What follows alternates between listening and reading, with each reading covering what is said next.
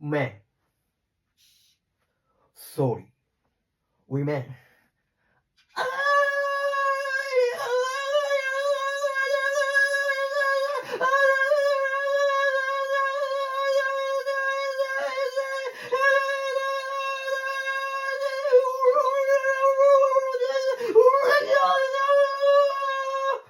Fuck. Meanwhile, how would you explain to them why you should have an assault rifle? What is an assault rifle? Big gun that you shouldn't have. What is the definition of an assault rifle? If you're going to tell me I don't need something, you better have the definition. Well, is that how it works? What is an assault rifle? It's a... I'm being honest. I don't know what the exact dictionary definition. Let's talk about what. No. Yourself. Don't put it on your fucking YouTube channel. We will check it out at Liberty Hangout. Girl goes crazy at stupid conservative girl. That's a good title. Now dramatic police dash cam video of a trooper tapping the back of a vehicle to make the driver pull over. But the SUV ended up crashing and the woman behind the wheel was pregnant. She spoke exclusively with Jim Murray. Can you get out? Come on out. A pregnant mom is trapped upside down in a crashed car, all because of a controversial police maneuver. It should have been a routine stop for speeding. When the driver hears the sirens, she slows down and turns on her flashers. But the state trooper rams the car's rear bumper to make her stop. The car spins out of control across the highway, hits a wall, and flips over. It rolled over. Give me EMS. The driver is expectant mom Nicole Harper. Describe what was going through your mind. Were you literally flipping over? I'm pregnant with my first child. That took 10 years to conceive. So, of course, it's devastating thinking I'm losing my baby. I'm literally hanging upside down by my seatbelt. Are you the only one in the vehicle? Yes. Okay. Well, ma'am, you've got to pull over when we stop. It doesn't matter, ma'am. The official Arkansas driver's license guide tells drivers being pulled over to activate your turn signal or emergency flashers to indicate that you are seeking a safe place to stop. Thought it would be safer to wait until the exit. No, ma'am, you should pull over when law enforcement stops you, okay? What officer done that night was unequivocally deadly force. He used a vehicle going 60 miles an hour to ram into another vehicle. Bumping a fleeing car is called a pit maneuver, or pursuit intervention technique. Pit maneuvers are used by police departments across America, but at least 30 people have died and hundreds more injured in pit maneuvers since 2016. Retired NYPD Lieutenant Darren Porcher. You can't control the directional flight of the vehicle that's being struck. Here in New York City, for example, the NYPD prohibits pit maneuvers for that same reason. Arkansas state troopers said in a statement, "Pit has saved lives among those who choose to obey the law against those who choose to run from police." Fortunately, Nicole's baby, born in February, is fine. We call it a pit maneuver when people flee from us or don't stop from us. The fact that this cop just casually walks over to her car, which is flipped over, and he still had the audacity to lecture her about not pulling over, which is completely asinine. Now keep this in the back of your mind. She wasn't just pregnant. She was pregnant for the first time in 10 years of trying to conceive. I cannot imagine how scared this woman was. This cop ought to be a damn ashamed of himself. We need less men like him and more men like Ben Shapiro. Now, can we play the Ben Shapiro montage, please? A political column in Rolling Stone magazine is suggesting America's millennial generation should push for, quote, a fair society. And this is a quote: "As much as unemployment blows, so do jobs. What if people didn't have to work to survive?" Is this a joke? No, I mean, it isn't. This is actually how a lot of millennials think, and this is how the Occupy Wall Street movement thinks. This is a group of people who graduated with degrees in lesbian dance theory and then were surprised when they didn't get a six-figure paycheck out of college. So in the very rare case where a leftist uses evidence, logic, and empiricism, how do I combat, like, statistics they propose? Who is it and when has it happened ever? I agree with you that, like, biologically a man is a man and a woman is a woman. I was just wondering what you see the detriment of society, like why we can't, like, let a transgender, like, woman be called she or something. Because it is a lie. As it is a lie. the fact is that workers everywhere in the nation need a higher minimum wage, and workers everywhere are inspired by what's happened so far in Seattle, and all eyes are on Seattle. Workers everywhere are feeling empowered by how much workers in Seattle are fighting for their rights. So it has nothing to do with Seattle zip code. We need this to happen everywhere, but what's wrong with starting with Seattle? It's true. You might say that workers of the world, for lack of a better word, are uniting. As far as the. It's easy to make facetious comments. It's very hard to dispute data. Well, since you provided no data in that actual answer, it's not that difficult.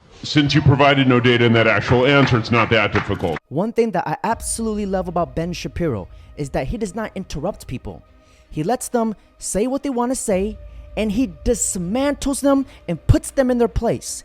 Legends have said that Ben Shapiro is the only man that wins arguments with his wife. In your video where you debunk white privilege, you talk about how white privilege is a made-up term by privileged minorities. So I was wondering if you can elaborate on some of the privileges that you think minority groups have. Okay, so in privileges in law, so when I say privilege, I'm actually going to talk about legal standing. Okay, so affirmative action is a privilege.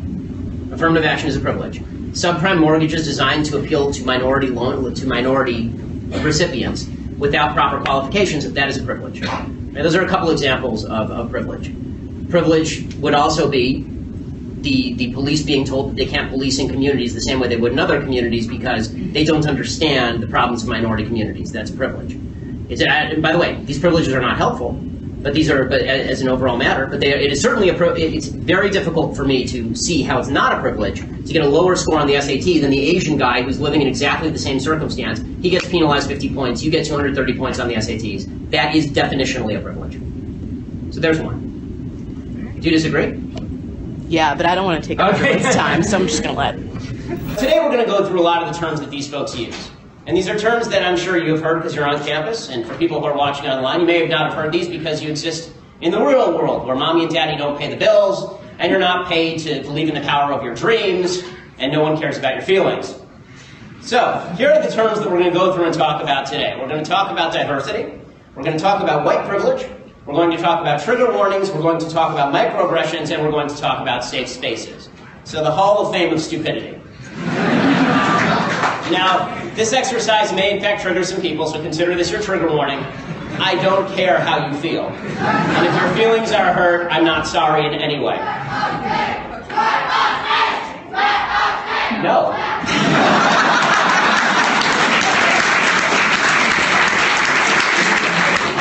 The reason I say no, I'd be happy to let people in if they're not screaming. The reason I say no is because it's a fire hazard, and the last time people tried to create a fire hazard, they pulled the fire alarm in the middle of the lecture. Don't give them ideas. I know, they don't have many of their own. Is it just me, or does Ben Shapiro look like he'll make one hell of a history teacher? How do you say that some people don't have privilege when you basically just said that trans people aren't valid? They're not a thing. They're just girls pretending to be boys or boys pretending to be girls. Okay. The idea that sex or gender are malleable is not true. Okay, and I'm not denying your humanity if you're a transgender person. I am saying that you are not the sex to which you claim to be. You're still a human being, and you're a human being with an issue that I wish you Godspeed in dealing with in whatever way you see fit. But if you are going to dictate to me that I'm supposed to pretend that men are women and women are men, no. My answer is no. I'm not going to modify basic biology because it threatens your subjective sense of what you are.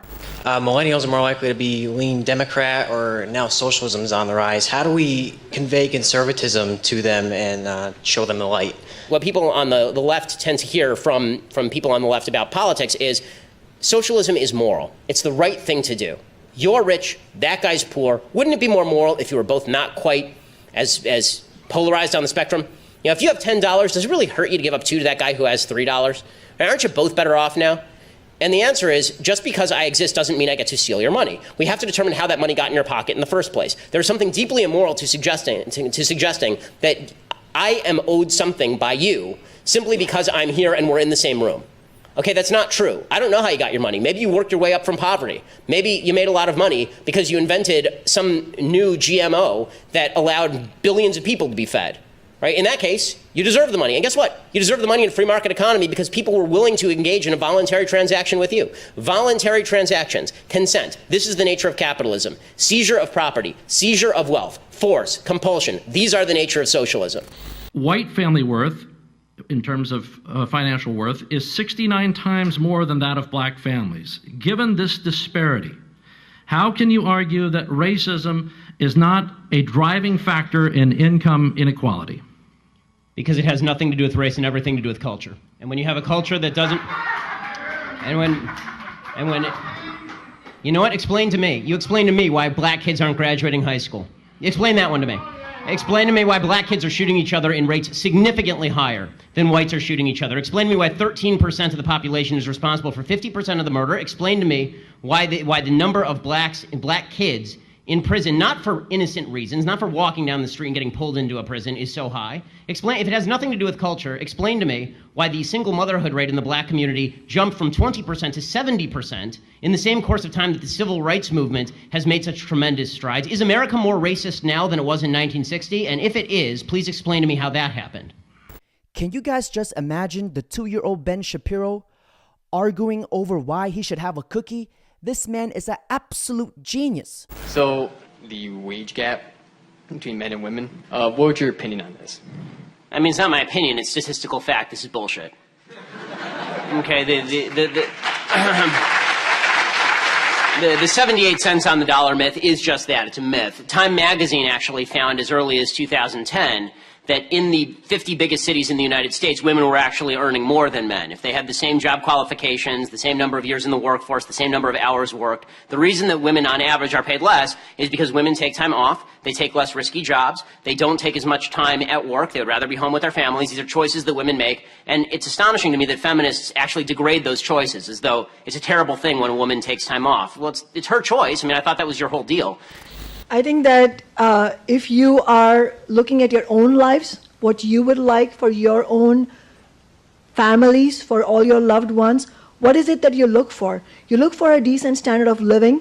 You look for good schools for your children, decent, good quality food, nutritious food, a safe neighborhood, decent housing to live in. You're looking for all these things.